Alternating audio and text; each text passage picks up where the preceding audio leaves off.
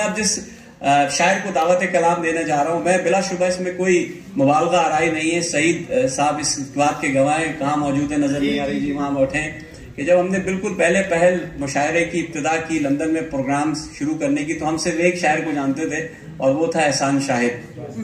اس نے ہمیں پھر عقیل دانش صاحب سے جوڑا اور پھر تو ہم وہ کہتے ہیں نا دریا جب سمندر سے ملتا ہے، تو وہ سچویشن ہو گئی. عابد علی بیگ صاحب اس پہلے مہمان تھے، ہمارے مہمان خصوصی تھے اس پروگرام کے.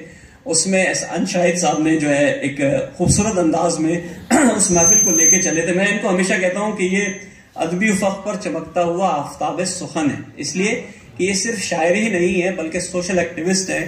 بہت سی کام میں آپ نے ان کو دیکھا ہوگا، بہت زیادہ کارنامے انجام دیتے ہیں، اور یہ جب کچھ نہیں بھی کر رہے ہوتے نا تب بھی کچھ نہ کچھ کر رہے ہوتے ہیں. ان کا ایک بڑا خوبصورت مطلب شعر ہے، میں سناؤں گا آپ کو، پھر ان کو بلاؤں گا کہ بونوں نے مل کے آج کیا ہے یہ فیصلہ، بونوں نے مل کے آج کیا ہے یہ فیصلہ، کاٹو وہ سر جو اپنے سے اونچا دکھائی دے. آپ کی بھرپور تالیوں میں محسن بزم سخن جناب احسان شاہد صاحب.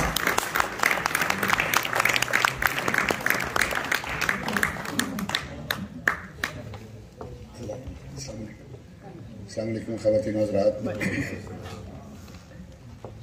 فرض کفایہ کی جو اہمیت ہے وہ یہ ہے کہ کسی بستی کے اندر جب کوئی مسجد بن جاتی ہے اور وہاں پر رمضان سٹارٹ ہوتا ہے، تو جب آخری عشرہ شروع ہوتا ہے تو ایک آدمی کو تلاش کیا جاتا ہے کہ اس کو اعتکاف پہ بٹھانا ہے، کیونکہ اس بستی کے لیے وہ فرض کفایہ ہے.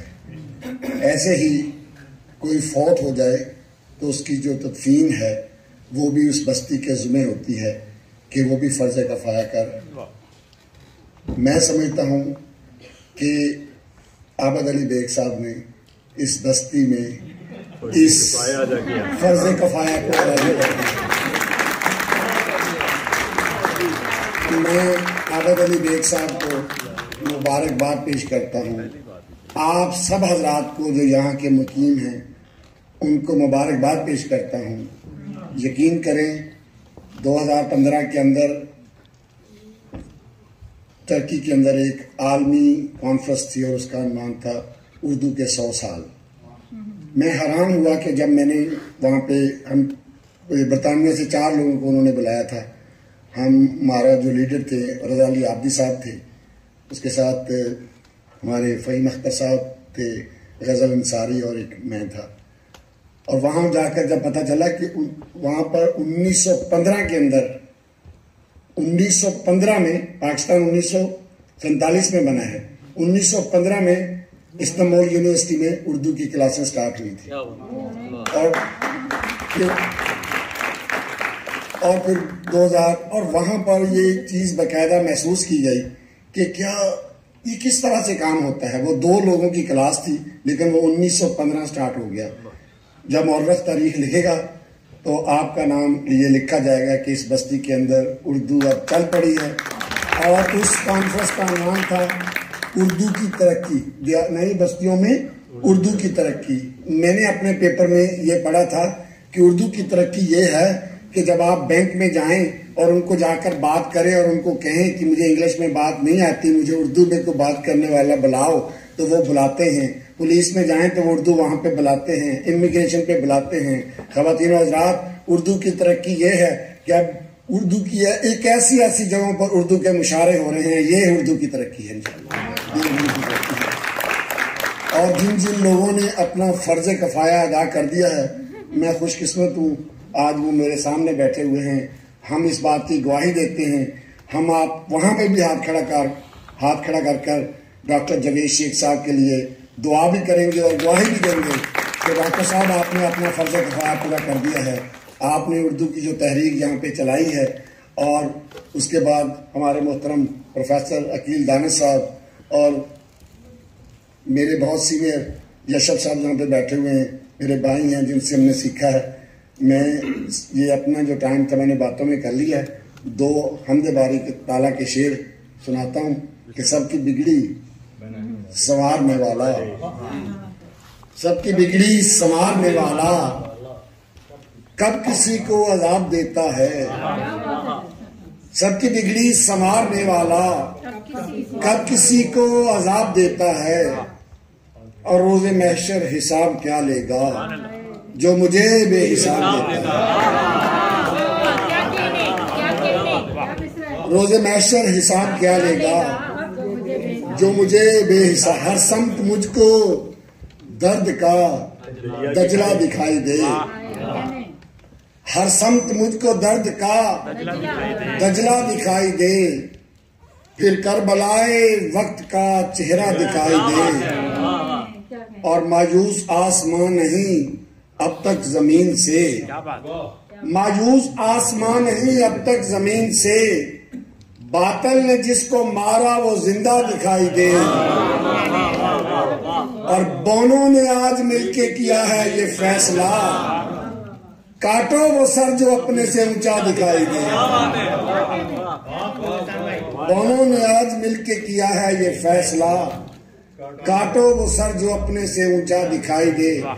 آج ایک میں نے نئی چیزیں دیکھی ہے، بہت کامیاب مظاہرہ ہوا ہے، اسپیشلی میری بہن نے جو دم کی امیز غزلیں سنائی ہیں، اور اس پر اب تو ڈر ڈر کے کچھ کہنا پڑتا ہے، بہت ساری ایک دفعہ پھر تالیاں، میں نے ان کا یہ رنگ کبھی نہیں دیکھا ماشاءاللہ۔ اس پر باقاعدہ مجھے لگتا ہے مجھے کالم بھی لکھنا پڑے گا کہ اب ہم بھی یہاں موجود ہیں۔ چلیں ابھی یہی ماحول کرتے ہیں، دو چار اسی طرح چلتے۔ جن پرندوں کے گھر نہیں ہوتے، جن پرندوں کے گھر نہیں ہوتے وہ کبھی در بدر نہیں ہوتے، جن پرندوں کے گھر نہیں ہوتے وہ کبھی در بدر نہیں ہوتے، اور رات بھر ایک خوف ہوتا ہے، رات بھر ایک خوف ہوتا ہے، آپ جب رات بھر نہیں ہوتے، رات بھر ایک خوف ہوتا ہے، آپ جب رات بھر نہیں ہوتے۔ مجھے پتا ہے انہوں نے مجھ سے فرمائش کرنی ہے ترنم کی، اور اس سے پہلے مجھے ایک فرمائش ہو چکی ہے، غزل میں نے اور کچھ سنانی تھی، ٹائم میں نے زیادہ لے لیا۔ میں نظم کے 4 شیٹ سنا دیتا ہوں، 4 بند۔ وہ پیار کی تصویر تھی، وہ شوخیِ تحریر تھی، وہ پیار کی تصویر تھی، وہ شوخیِ تحریر تھی، وہ دھڑکنوں کا احساس تھی، وہ ایک حسین محناز تھی، ہم بھی تھے اس کی آرزو، ہوتے تھے جب ہم روبرو، خوشیاں بکھرتی 4 سو، انکار اور انکار سے، اقرار اور انکار سے، وہ ہنس پڑی تھی پیار سے۔ خواتین حضرات میں سنا نہیں سکوں گا، میں 4 بند چھوڑ رہا ہوں، آخری 2 بند ہجر کے سناتا ہوں۔ پھر ایک بیگی شام کو، پھر ایک بیگی شام کو آئی وہ اپنے بام کو لے کر ہمارے نام کو، توڑا نظر کے جام کو، کہنے لگی کیا بات ہے، لگتا ہے غم کی رات ہے، میں غیر کی ہونے لگی، تم کو کہیں کھونے لگی، پھر پھوٹ کر رونے لگی، روئی ہماری یاد میں، کیا درد تھا فریاد میں، اور وعدہ جو اس نے لے لیا، اشکوں کو ہم نے پی لیا، ہونٹوں کو اپنے سی لیا، اس جان کی خاطر جی لیا، اور اب وہ ودا ہونے کو ہے، غم حوصلہ کھونے کو ہے، بےتاب دل رونے کو ہے، پر اب نہ ہم گھبرائیں گے، اس کی خوشی میں جائیں گے، گرچہ غموں سے چور ہیں، اس دل نشیں سے دور ہیں، آہ کس قدر مجبور ہیں، اور ہنس کر کرے شاہد دعا، ان کو ملے خوشیاں صدا، ان کو ملے خوشیاں صدا۔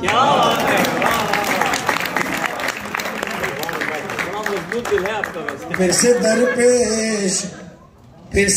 پیش یہ صورت نہیں ہونے والی، پھر سے در پیش یہ صورت نہیں ہونے والی، اور اب مجھے کوئی محبت نہیں ہونے والی، اب مجھے کو پھر سے درپیش یہ صورت نہیں ہونے والی، اب مجھے کوئی محبت نہیں ہونے والی۔ ڈاکٹر صاحب شعر سنیے گا۔ तुम अगर लौट भी आओ तो ये मैं जानता हूँ, तुम अगर लौट भी आओ तो ये मैं जानता हूँ, पहले जैसी मेरी हालत नहीं हो।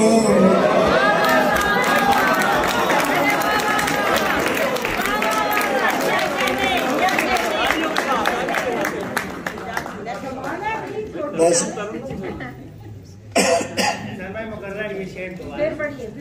मैंने एक दफा भरपूर तालियां और बजा दें 8 दिन के लिए, 2 तालियां हैं 8 दिन के लिए, सिर्फ 7 नाइट्स के लिए। मेरे छोटे भाइयों की तरह बहुत अजीज, बहुत बड़ी हस्ती शरीफ ग्रुप्स और पाकिस्तान के CEO हैं मियां जावेद इकबाल भट्टी साहब, वो 7 डेज के लिए मेरे मेहमान हैं। और मैं उनको अभी सीधा हम लंदन में मेरे साहब के साथ एक बहरिया टाउन का एक फंक्शन था, वो अटेंड करके आए हैं। और हम आवी मोड़ से आ रहे हैं, फ्लाइट करके आवी मोड़ से आए हैं, वहाँ गए और सीधा यहाँ आए। ये मैं कभी भी ना आता, ये मुझे आबद बेग साहब का हुक्म था मुझे आना है, जब जावेद भट्टी साहब के लिए कि वो सरवाइव था।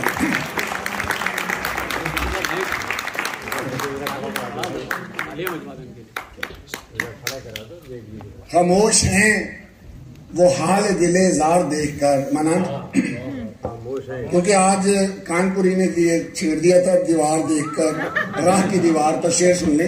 खामोश हैं वो हाल दिले जार देखकर, मजबूर देखकर मुझे नाचार देखकर, और दस्ते जनू की याद सताती है दोस्तों, दस्ते जनू की याद सताती है दोस्तों, दर देख कर कभी कभी दीवार देखकर। बहुत अच्छे। और आपके लिए शेर कहा मेरी बहन, आपके लिए शेर कहा कि लिल्लाह है अपने हाल परेशान को देखिए, लिल्लाह है अपने हाल परेशान को देखिए, हम क्या जिएंगे आपको बेजार देखकर।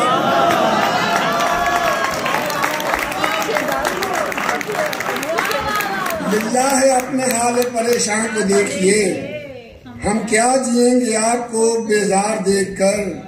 चांद कानपुरी तुम्हारे लिए है कि पहुंचेंगे क्या वो मंजिले मकसूद पर भला, तुम रुक गए थे, पहुंचेंगे क्या वो मंजिले मकसूद पर भला, जो रुक गए हैं राह में दीवार देखकर। पहुंचेंगे क्या वो मंजिले मकसूद पर भला, जो रुक गए हैं राह में दीवार देखकर, और शायद मरीज गम का मदावा ना कर सको। अब साहब शायद मरीज गम का मदावा ना कर सको, चुप हो गए हो हालते बीमार देखकर। वाह वाह वाह। और फूलों ने माँ सवाए अलम और क्या दिया, गिरा है, फूलों ने माँ सवाए अलम और क्या दिया, जी खुश हुआ है राह को पुरकार देकर। ख़वातीन हज़रात आपका बहुत शुक्रिया। बहुत अच्छे शाहिद भाई, बहुत अच्छे। इसमें दीवार दीवार बार बार हो रहा है, ये वो बनियानुल मरसूस वाली दीवार है, तो आप लोग परेशान ना हो।